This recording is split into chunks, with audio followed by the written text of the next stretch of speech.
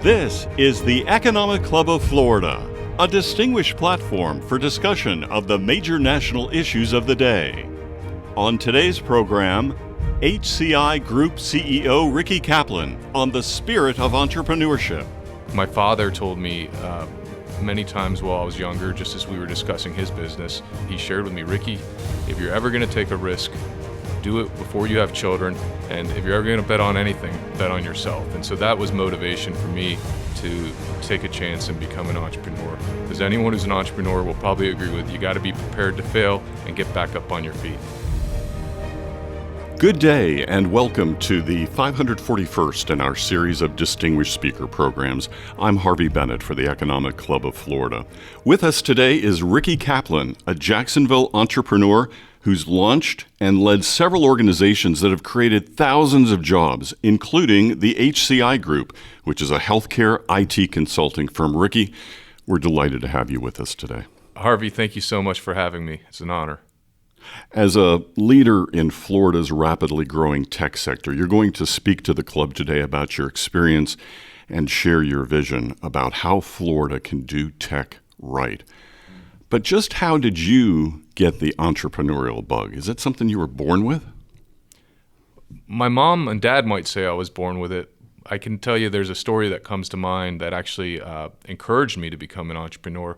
My father told me many times while I was younger, just as we were discussing his business, he was just a physician, but he shared with me, Ricky, if you're ever going to take a risk, do it before you have children. And if you're ever going to bet on anything, bet on yourself. And so that was motivation for me to take a chance and become an entrepreneur. Because anyone who's an entrepreneur will probably agree with you got to be prepared to fail and get back up on your feet. Was there one point, perhaps in childhood or growing up, where you thought, gee, I want to start my own business, though? My mom kids that I was always spending time calculating, how much things cost and understanding value early. So I think just I saw an opportunity. But actually, I thought I wanted to be a doctor, and then I thought I wanted to be a lawyer. And always in the back of my mind, I'm like, perhaps I could be a CEO of a business one day. But there wasn't really a straight path for that. And eventually I learned that accounting was the language of business. And I'm like, well, let me do this as a backup plan. I actually thought I was going to go to law school, and all of a sudden had some life events happen where I couldn't motivate myself to study for the LSAT. And the next thing you know, I fell on my backup plan and I became a CPA at one of the big four firms, and then eventually took a leap and became an entrepreneur. Wow, that is terrific. You got graduate degrees in accounting from the University of Florida. You began a startup in Jacksonville that grew into one of the largest global healthcare IT firms before selling it for a cool $150 million. What are you up to now? Thanks. Well, I sold the company about 4 years ago to one of the leading digital transformation companies out of India. It's called Tech Mahindra. It's about a $5.5 billion organization, and we're part of the Mahindra Group, which is a $22 billion organization. And it's been a great experience. I've been able to learn and challenge myself, being a leader of a much, much larger organization. And they've retained me. I still serve as the CEO of Healthcare Life Sciences for Tech Mahindra. And we happen to be one of the verticals carrying the flag for Tech Mahindra. We've had tremendous growth. As a matter of fact, we were just ranked by Forrester, ISG, and Black Book as the top firm in digital transformation and innovation. So enjoying that. But I also have a lot of time that I've spent starting my family office. Before I sold Tech Mahindra, it was a hobby. Or I don't know if hobby is the right word, but it was a passion to start other businesses. And so we started a civil engineering firm, an HR technology consulting firm, a clinical staffing firm. And as my responsibilities grew at Tech Mahindra and HCI, I realized we needed to bring in some shared services and corporate governance. And that was the genesis of our family office, the Caplin family office. And then as we grew more liquidity, we started hiring out and building a team where we were doing more traditional private equity and venture capital type investments. And then the last type of business we're doing is we've created an accelerator called the Aurora Forge, which is a ecosystem of about 40 to 50 partners. We're focused on technology, AI, and robotics, in healthcare technology, and government technology. And then a big component of what we're doing is trying to create businesses to help those in need. Well, and you've had a terrific impact here in Florida. Among your many honors, recipient of the 2015 Ernst & Young Florida Entrepreneur of the Year Award, many others. But Ricky, you've also been recognized for your civic service as well. Tell us about those endeavors. There's a phrase I saw called spiritual entrepreneurship. What is that? I appreciate that. To me, the backstory to the spiritual entrepreneurship is, when I sold my company to Tech Mahindra, that was a life event for me, and I went through some personal challenges on the day that was all going on, and I realized what was really important to me is how I use the talents that God's given me to glorify Him. And as I began to learn more and have a passion for the people and children of India, it's a tremendous country of opportunity, of extremely successful people, but you also have a lot of people who have nothing.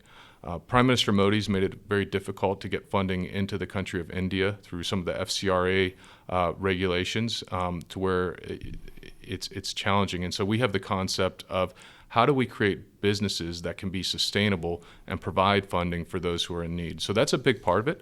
There's also an opportunity through the Aurora Forge and some of the businesses we're creating, where really the proceeds that we want to make are going to go into helping become providers of the poor and defenders of the weak. That is terrific. So capitalism is contributing to a more social fabric of the world, and in this case, India. Absolutely. It's why we do what we do. That's terrific. Ricky Caplin, thank you. We look forward to hearing your formal remarks and learning more about emerging business leadership in Florida and how tech can transform Florida's economy. Thank you. Thank you. It's my pleasure. Now, here's Mark Adler, Chief of Staff for Enterprise Florida, with our formal introduction. But I am up here today to talk about today's speakers, and I am privileged and have had the privilege of being able to introduce at least one of them several times.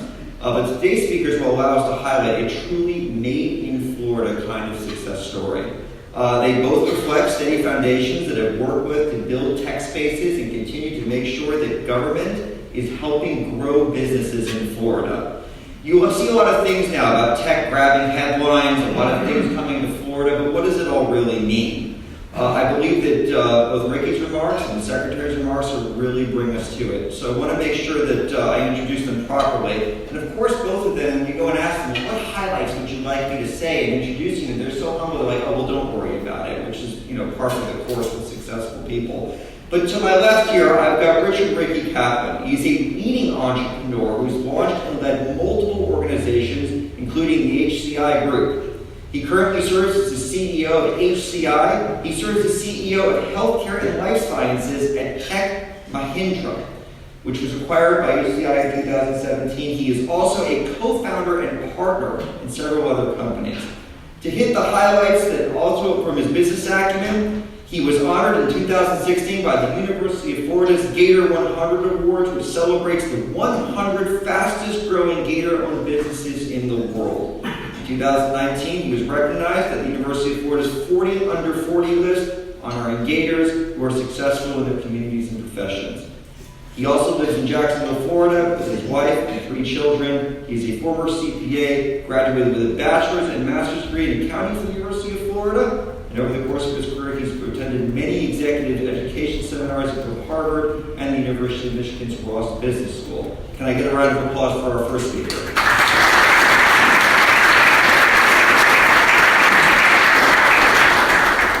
Now, our second speaker, I have the opportunity every day to get up and work with, and I know that he's going to want me to remain humble, but I think that you need to know a little bit about the man who's sitting on the left here. Secretary Sowell can be described as a true American hero. He has done so many things in his life. He is a lawyer. He has served as a student body president at the University of Florida. He is a former Marine and is combat decorated and did a tour of duty in Iraq. This is the type of person that we need to be holding up in today's society because he is a man of integrity. And before I give the microphone over to these two individuals, I want to tell you all just a little quick story about that integrity. So when he was running for student body president at the University of Florida, I was part of the opposition party that was running against him. I've often described his ascent to the presidency as a freight train. What he basically did was go in, meet as many people as possible, and with his charm, personality, and perseverance, he completely smashed all opposition that stood in his way. Which I'm still bitter about. The day after he won the presidency, I called him and I said, Mr. President, I will do anything I can to support you in your endeavors, and he has done the same for me for the last 20 years. Ladies and gentlemen, my boss and friend, Mr. Secretary Molsau.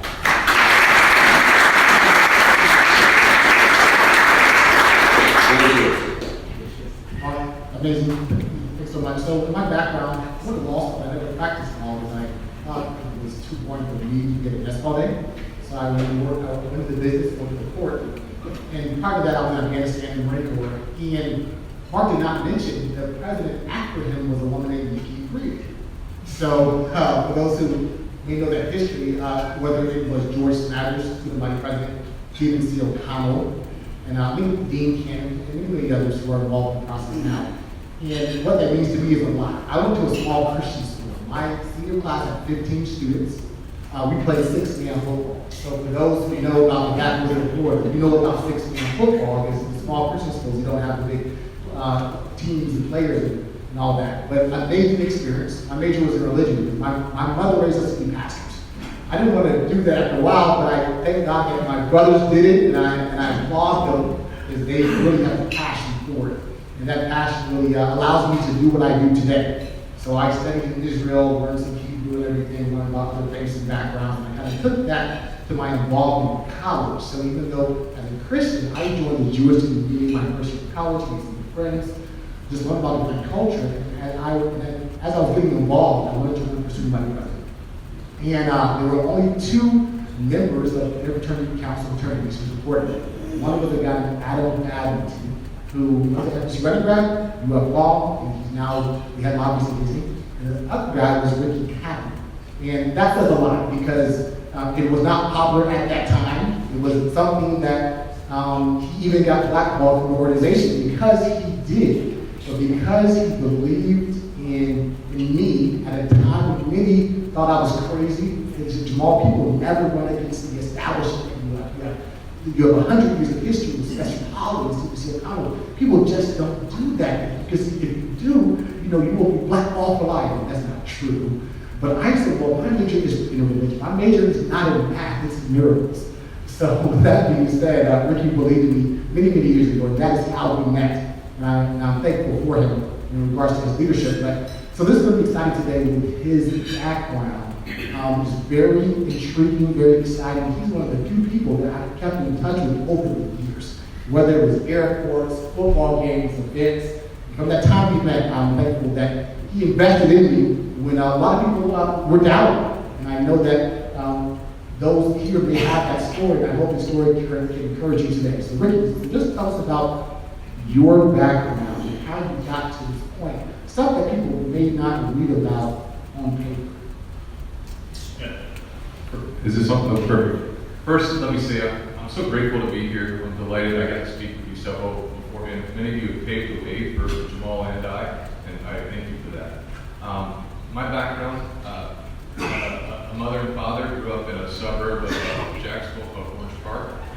Went to a small private school, St. John's Country Day. Went to the University of Florida to do the 3-2 program. And I always kid around, but honestly, the experience is running for student government with you, Jamal, being involved with a bunch of crazy people in my fraternity, and all the extracurricular opportunities for it really paved the way for us to overcome controversy as we launched our careers. So I actually trained to become an accountant, but I always thought I was going to go to law school. I think that's a theme here. Took my LSAT, but I broke up with my girlfriend the week I was supposed to be studying for my LSAT, so didn't do quite as well, and God had other plans for me. So I went into the backup plan and worked for KPMG in Jacksonville for a couple years, and was more interested in philanthropy and politics and other sorts of things. And so I wound up leaving there and eventually 2 years later started a company called the HCI Group. We didn't know what we were going to do. We started right at the height of meaningful use. And the American Reinvestment and Recovery Act just, I think, put $19 billion aside. And, I didn't even know what electronic health record was at the time. We were like, let's go figure this out. And so my brother-in-law and I created the company. And we started in a friend's townhome and went on a big road trip, just talking to people, learning, and eventually grew and dumped everything back in the company. We grew to about 1,000 employees and 1,000 contractors, and became one of the leaders. And we sold it to a company called Tech Mahindra. Tech Mahindra is about a $6 billion company. We're a digital transformation company, 117,000 employees, and I've had the pleasure of working with them for the past 4 years. So, with your background in Jacksonville, I know you're here in Tallahassee, and my father's from Jasper, Florida, and my mom's family came from Tulare, Florida. So, with these parts of Florida, when you think about where you're from, in the media, when they hear tech, Silicon Valley, they think Miami, South Florida. Why has Jacksonville been special to you? How have you been able to grow coming from North Florida? Yeah, fortunately in tech, we're in a global environment right now. It doesn't matter as much where you live. And so one of the most important things being in tech is having high quality people. Fortunately in Jacksonville, we've got access to some of the bigger state universities that aren't too far from us. We also have University of North Florida, and JU and the State College as well. But so there's a wealth of talent. And even before COVID happened, I was sharing about the opportunity to hire people in Florida for a fraction of what you might pay in Manhattan or Silicon Valley, that have the same educational background and traits that are successful. And so obviously a lot of people caught on to that recently as you got New York moving to Florida, but it's a great source of talent. There's no state income taxes, and I think Jacksonville's been a great place. I also think we need people who are going to actively be a spokesperson and recruit tech companies. As you see throughout California and New York, there's people that are willing to move, but we need advocates like Secretary Sal. Francis Suarez in Miami has done a lot recently in encouraging and saying, hey, Florida's here, open for business, come to Miami and we'll fight harder. And I think we're starting to see leaders do more of that. So when you talk about leaders, I think that Aaron Hoffman always says, Jamal, I need to get to know the young leaders, because when I'm retired, they will be in charge. Which is a great point. And which is how I met Aaron years ago when I was a student, back when I had hair. So as you still look the same. So for us, as you build, in terms of your Caplin family offices, I know you have JJ Kites here on your team today. Tell us about what you're doing as a venture capitalist, what you're doing healthcare technology, because all that is exciting, especially when you hear about the boom of people leaving the Northeast, leaving the Midwest and West Coast, coming to Florida. Absolutely. Yeah, so I talked a little bit about my career at Tech Mahindra, but where I spend a lot of my time now is with our family office, which really has three pillars. We have operating companies, which isn't just tech. We do have tech in it. We have HR technology staffing, but we also have civil engineering, construction, children's dentistry groups. But in our investment strategy, which is your more traditional venture capital and private equity, that's where we're making a lot of investments in tech companies. As a matter of fact, last week we closed on 3 Silicon Valley-based tech startups that are very high profile, Series A and Series B companies. One of them actually will be publicly announced tomorrow in the national press. It's a e-commerce super app called Price.com. The angels and the people involved in are former CXOs of Twitter, Airbnb, Pinterest, the co-founder of Priceline.com. I could go on and on. And these are Silicon Valley people, but the Caplin family office is actually leading that round and put that team together right here in Florida. We also have Cogni, which is one of the top 10 digital banks in the country. Also another Silicon Valley firm. And then we've got one of the top cybersecurity startups called Safe. They were the top cybersecurity firm of the year last year in India. They were incubated out of University of Bombay. They moved to Palo Alto. John Chambers, who's the CEO of Cisco, is the lead investor and serves as one of the lead members on the board. And these are all companies that right here from Jacksonville, Florida, we're able to join the board and help pave the way. So I know in your background, you always talk about what you do in terms of how you give back. And with my brothers who are in the ministry, they always say, Jamal, what you see on Sunday is the easy part. It's all the background, something we have to do. So I know with your background, with being involved in human trafficking efforts and the Christian ministry, the way that you live that out through your work, tell us about what you have done in India through the Caplin analysis. Thanks for asking that, Jamal. The day I sold my company to Tech Mahindra was the day that I had a personal epiphany about what's really important. I went through kind of a process where God started to reveal to me why I had sold to an Indian company. I knew nothing about the country of India except I wasn't crazy about curry, which by the way I like now. And actually, my brother-in-law, was my co-founder, came to me and said, "Hey, Ricky, there's an Indian company that wants to buy you, or buy us." And the first words out of my mouth were, "I would never sell to an Indian company," just for my lack of knowledge of them. But I can tell you, it's been one of the best decisions of my life. And through that process, I've learned so much. I get to work with legendary business leaders in India. There's a gentleman named C.P. Gurnani, who is my boss. He's the CEO of Tech Mahindra, top CEO at all India. He's the chairman of NASCOM, which is their IT software trade organization. There's our chairman, Anand Mahindra, who's like a Rockefeller of India, tremendous philanthropist, man of integrity. And they've brought a lot of just opportunities to meet people like Mukesh Ambani. And I see India as this emerging economy. I think Mukesh said the Indian economy is going to go from 3 trillion to 10 trillion in the next several years. And we're going to have a shortage of 150 million engineers globally, half of which he expects to come from India. Which, by the way, I think is a big opportunity for Florida to produce some engineers as well. But with that said, I also realize you have tremendous, really talented, really smart people, really successful people in India. But it's a massive country. It's a country of 1.3 billion people, half of which are referred to as Dalits or untouchables, and they really don't have much as a resource. And so, and also India, an amazing country, I can love it, I think you can tell that, but they also have more human slavery than anywhere in the world.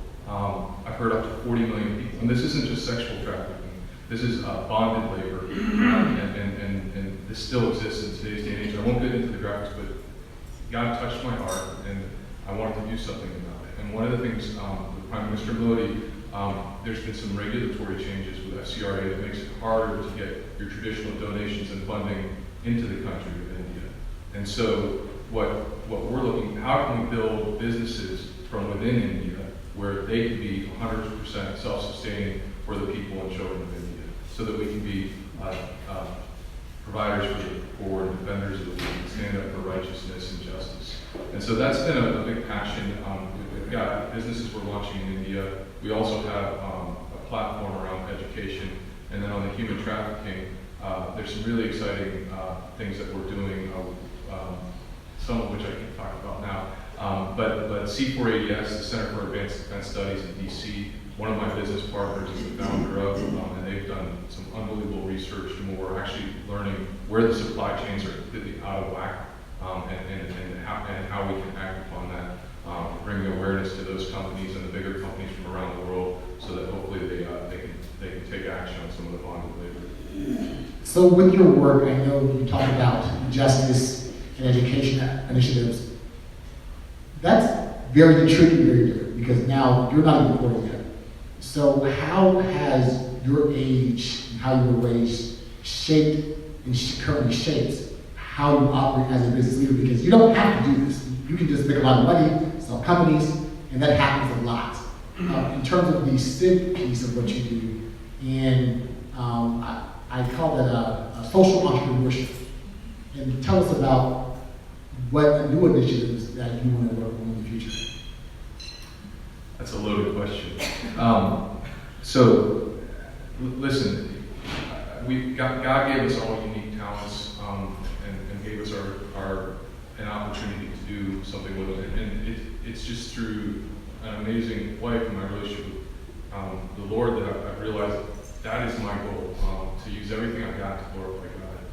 Don't always do it perfectly, but that's the end goal. And so my colleagues in the family office with me, and then with with our different initiatives know that's our end goal.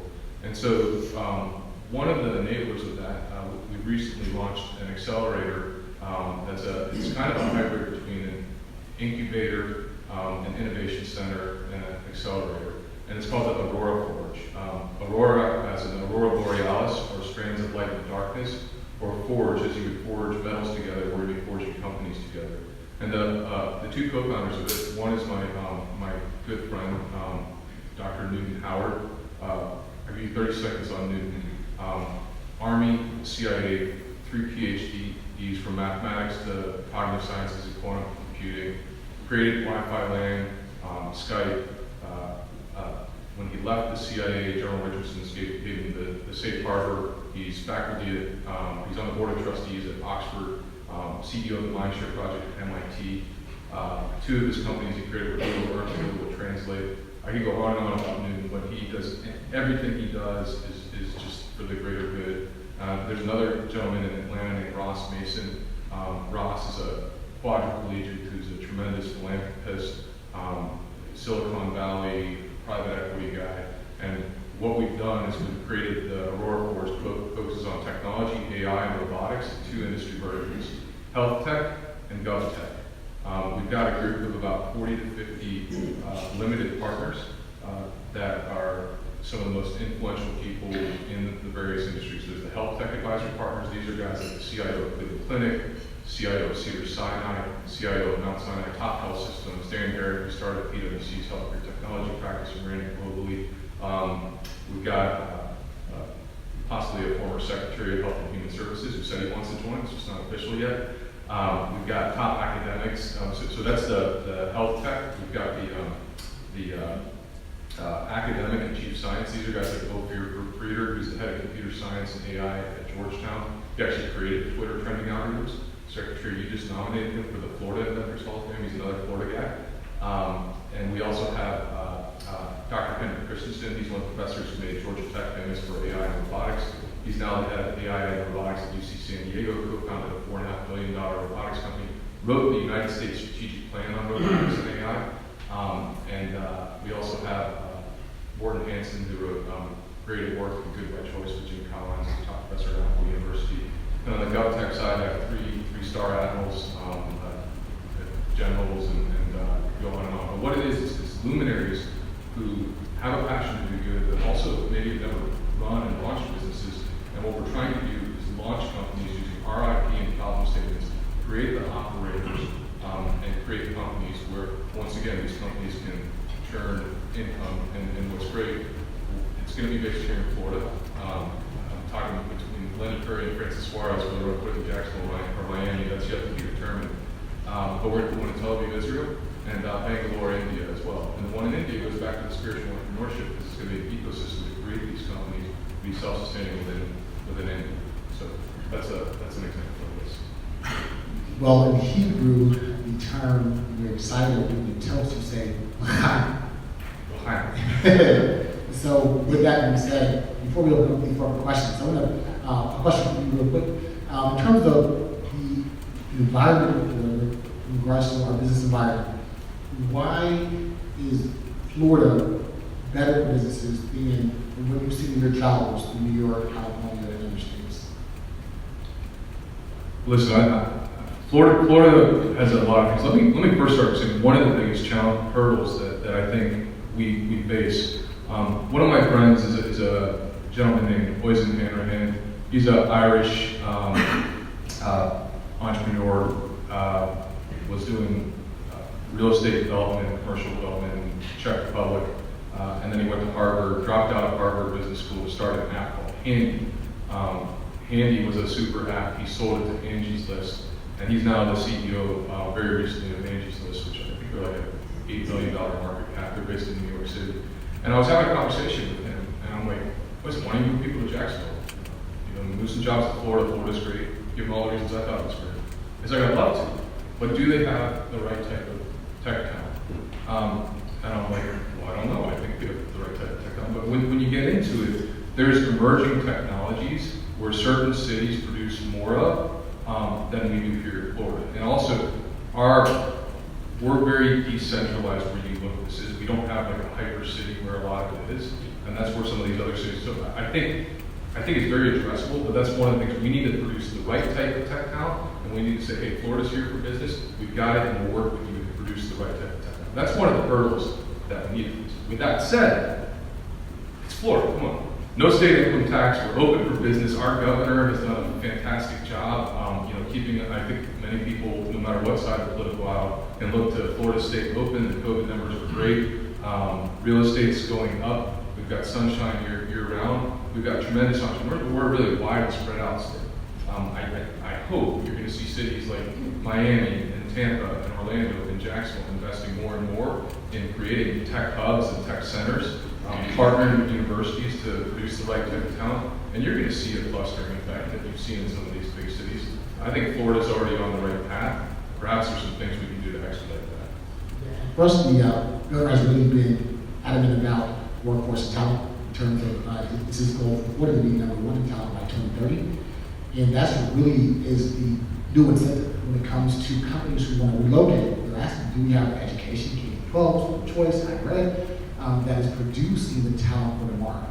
But I do want to open up the floor for questions, because I know we have some exciting leaders here who've done a lot of good work, like Doug Wheeler, down at Colorado, and others who are always emailing me at nighttime at midnight, saying, tomorrow I have this idea. How about this? But that excites me, because anything that comes from leaders who've done it for years, I'm always very receptive to the feedback. So, Mr. Secretary, Mr. CEO, notwithstanding some great pioneer politicians like the young Marjorie Rice Turnbull, it is time for this community right here where you're visiting right now to transcend political realities that have hindered the state between governors and mayors. Respectful challenge is, don't miss the opportunity. There is something brewing in this city right now that can be a key to your efforts statewide as a tech hub. And you need to go, to be totally blunt, there's some of us who can introduce you to some people in the private sector here. People don't understand there is a private sector here in this town.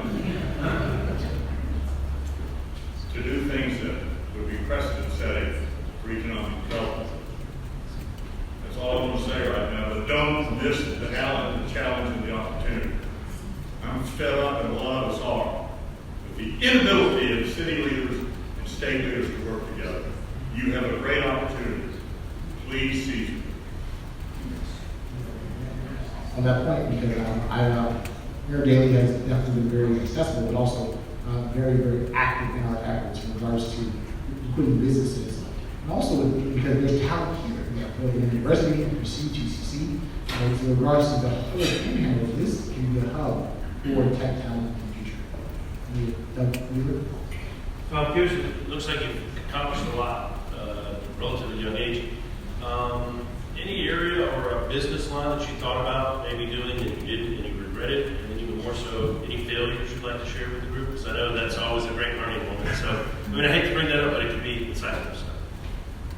That's a great question. I think part of my problem is I think everything's a good idea. I'm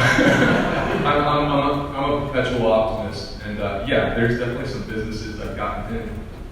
Without naming them explicitly, there's industries that I wanted to be in. Maybe construction, maybe different types of staffing that I shouldn't have focused on. And what I realized is, yeah, everything can be a great idea if you have the right leaders and the right resources, but it's really a prioritization of time and efforts. And so even though I'm in many industries, I'm focusing more and more on technology. That's where I've had success and have been fortunate to make a lot of relationships there in healthcare. If you want an example of mistakes, I make those all the time. I still do. I just try to hire people a lot smarter than me to keep me from making as many.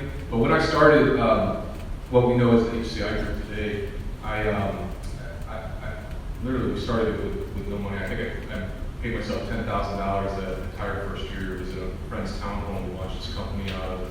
And I was oblivious to, litigation and different obstacles I was going to be facing, all of our startup capital was out the window in like no time.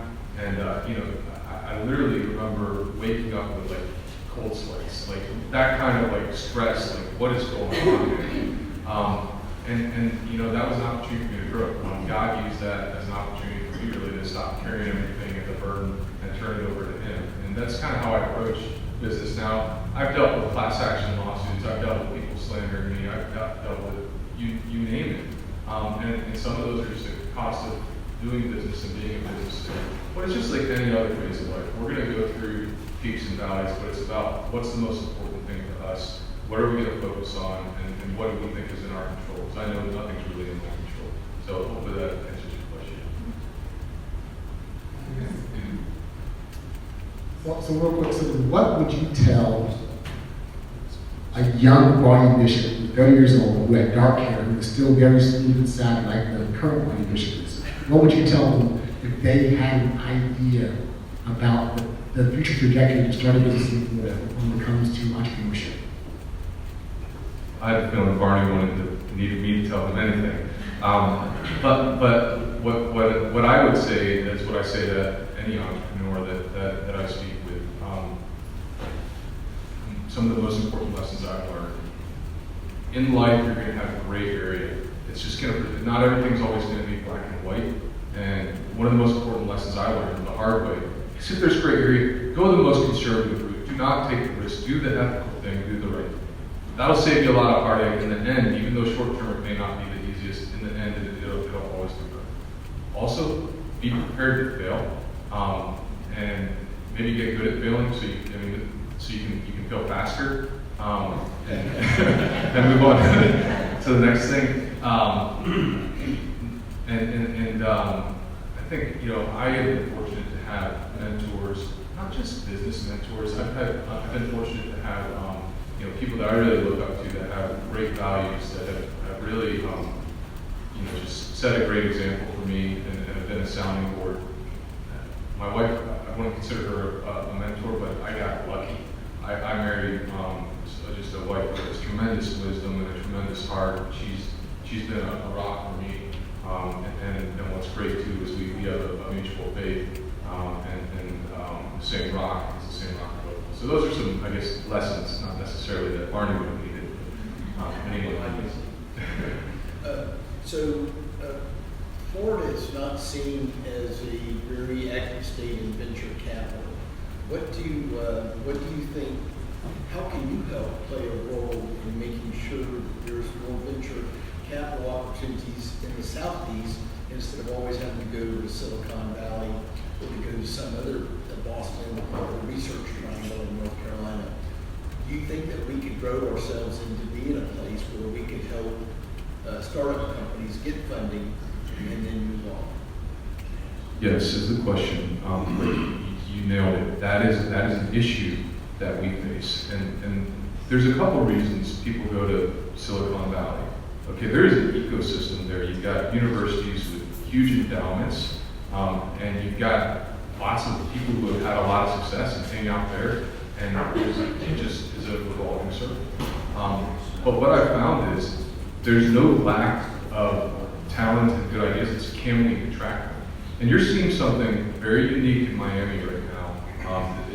It's well known. Anyone in Silicon Valley, I have friends ask me what's going on in Florida right now. Why are people coming? It's because we're saying we're open for business. We want you to come here. We're going to be business friendly. And I think it doesn't have to just be Miami. It can be Tallahassee too. It can be Jacksonville. We need mayors that are going to lead. They've got a great governor, a great secretary of commerce that are going to back them up. And we need to be very intentional about it. I think that there's a bigger play for the universities. I don't mean to be critical of our university system. I think it's a first-class university system. But we're not overly strategic. Everything's very political. We need to locate our tech schools in big cities where businesses are, not in the middle of nowhere. And Tallahassee's not necessarily that. I went to the University of Florida. If there's a way to put the tech school in one of these big cities, you're going to see a huge thing happen. Unfortunately, we don't have a lot of technology entrepreneurs that have gone on to have tremendous success from the University of Florida or Florida State or others. We have a handful. But in these schools where you have the university working with government, producing the people, located the business, that's the ecosystem for success. We already have a political environment that is going to beat that if we can put that together, being open for business and having great leaders like we do in our state. So what is happening in Miami? Is it all the New York folks, the money folks that are coming down, financial tech sector, and everything that's coming down to Florida? Is that what you're inferring? Yeah, so I think there's a couple things going on. One is people are finally fed up if you live in Silicon Valley or New York, right? And so there's two states, there's many states, but two that are larger than the way you've got Texas. I mean, they've got a great tech hub in Austin and some of the other places. Dallas is a phenomenal community. And you've got Florida. These are, like, when you look, these are the economies that are thriving, that are pro-business, and saying, hey, come on down. But Miami, in the state of Florida, kind of has more of that, big city feel to it, right? It's got more nightlife, more success, but you also have a leadership there that is very active on social media, that is engaging with these businesses. And guess what? That's how millennials and Gen Zs who happen to be a lot of these tech companies, that's how they interact. It's going to be on Twitter and Instagram and call them out publicly, and the next thing you know, there's a dialogue going on, and you're getting invited to go tour their facilities and recruit them to your city. So I think we need to be intentional about how we create some of these. Yes? Yeah, so I used to be at the University of Tennessee, and we attracted Amazon to Nashville. And one of the first questions they asked us from the business school was, and the engineering school was, where's the talent, right? What can FSU do? What can UF do? What can we do to help? I mean, what's the most practical thing to do? Probably show up. I would imagine people want to show up, right? Yeah, I think so. I mean, do they have smarter people at Stanford than FSU or University of Florida? Maybe, but I think that's not really the most important thing. They've got an ecosystem that supports it. They've got all sorts of companies there that are hiring out of it, and that's what we're missing. It's like the chicken or the egg. I think if we can proactively recruit these companies, go after them, and show them how we're going to get talent. And so let me give you some ideas. One is, what are the technologies that are going to be most important and most valuable for your strategic roadmap as a firm? Do we know what those are? And can we launch a program to feed them employees and talent? Can we create some sort of accelerator or hatchery? And we do this at most universities, but I can tell you there's other universities that do it on a much bigger scale. And I think that'll be a big part to create the ecosystem. And then I also think, let's think outside the box instead of the traditional method. We're a global economy now. Why can't we do some sort of partnership with Israel or India or something like that, where we're recruiting the best of the best right here to Florida to our universities and these tech talented, let's put campuses there, and let's create an environment where we're going to have more talent. Guess who's blowing up Silicon Valley right now? Stanford can't produce enough students. It's India. It's other countries. So I think if we have bold leadership that wants to make things happen, that really gets into this, I think there's a huge opportunity to disrupt the tech ecosystem. All right, so I know we are talking time, Ricky, but in terms of last comments, any words of wisdom for the crowd in regards to your path and experience, but also for those young leaders who are here and may want to hear some on the thoughts? I see a lot of luminaries and people who have paved the way to create the opportunity that we have today. I think this is awesome. I'd love to hear, from you. We've got some great ideas. How can you, as an economic club, bring some of these ideas forward? You guys have an influence here in the state capitol. I think we need business leaders such as yourself to step up and pave the way, and let's work together as a state in harmony in our strategy versus letting each city compete with each other. Let's figure out what we're going to be the best in and how we're going to do it and where we're going to do it. This is a great opportunity for you guys to help us get there. Thank you so much for having me. So, as a final comment, in 1952, George Smathers was running against Bob Pepper from the U.S. Senate. And in that discussion, it was alleged that George Smathers called Pepper a thespian. So with that note, I hope we put on a good show for you today. Let's give him a reference.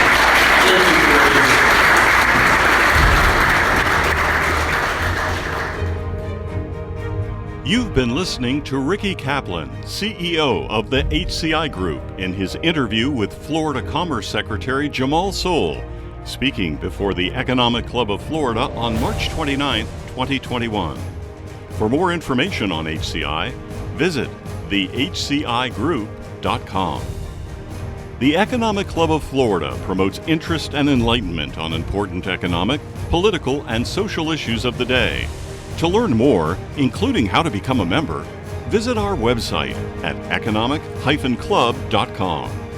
This program was recorded at the Florida State University Alumni Center in Tallahassee, Florida.